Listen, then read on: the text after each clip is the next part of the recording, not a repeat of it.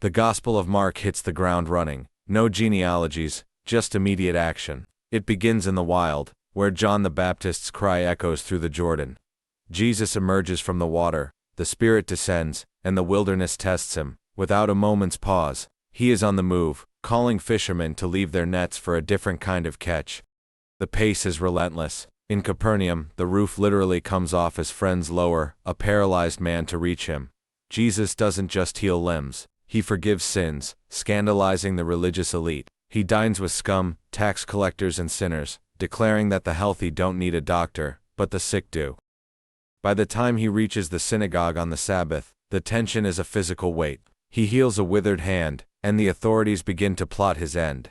Undeterred, Jesus retreats to a mountain, appointing 12 ordinary men to carry his fire. When his own family thinks he's lost his mind, he points to the crowd. Those who do God's will are his true kin. The kingdom is like a seed, Jesus explains, often ignored, but destined to explode into life. As he crosses the Sea of Galilee, a roar of wind threatens to sink the boat. While the disciples scream, Jesus sleeps. One command, quiet, be still, turns the chaos into glass. On the far shore, he meets a man chained by a legion of demons, restoring him to sanity with a word. Back in the crowds, two lives intersect. A woman who had suffered for 12 years is healed by a simple touch of his cloak, and a 12-year-old girl is raised from the dead with a gentle command, "Little girl, get up." But home brings no honor. Nazareth rejects him. Jesus sends the 12 out in pairs, testing their faith with no silver in their belts. The shadow of Herod grows as John the Baptist is executed, but the mission expands. Faced with a hungry multitude of 5,000, Jesus takes 5 loaves and 2 fish, proving that in his hands, not enough is more than plenty. Finally, he steps onto the waves, walking on water toward a terrified boat. The religious elite argue over dirty hands, but Jesus looks at dirty hearts. He travels to Gentile lands, rewarding a mother's wit, and opening the ears of a deaf man with a sigh.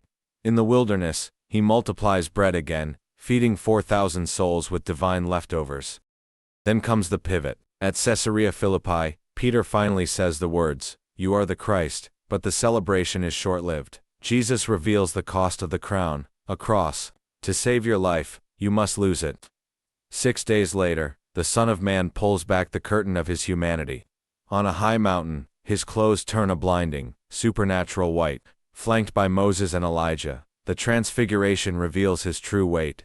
Listen to him, the Father thunders from the cloud. Descending, they meet a desperate father crying, "I believe, help my unbelief." Jesus heals the boy but warns his followers again. Greatness isn't found on a throne, but in being the servant of all. The road to glory leads through Jerusalem, and the king is already walking it. The road to Jerusalem narrows, and the stakes climb.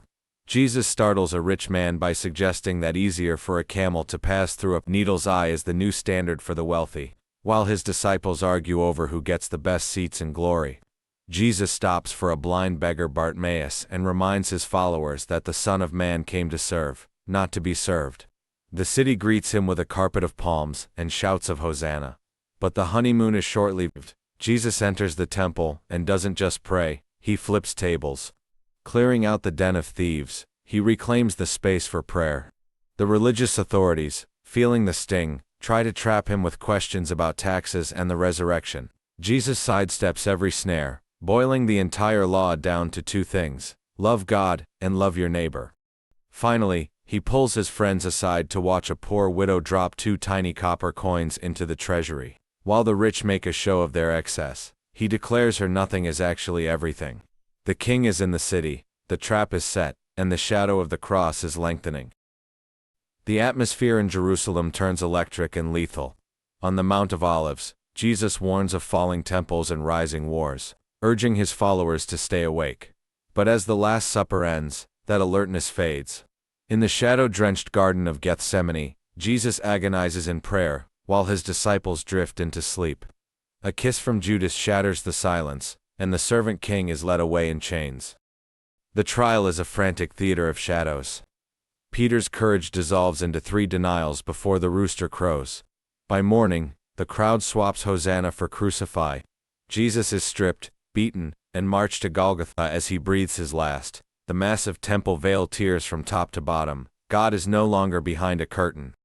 Silence falls over the tomb until Sunday's dawn. The women arrive with spices but find a vacancy.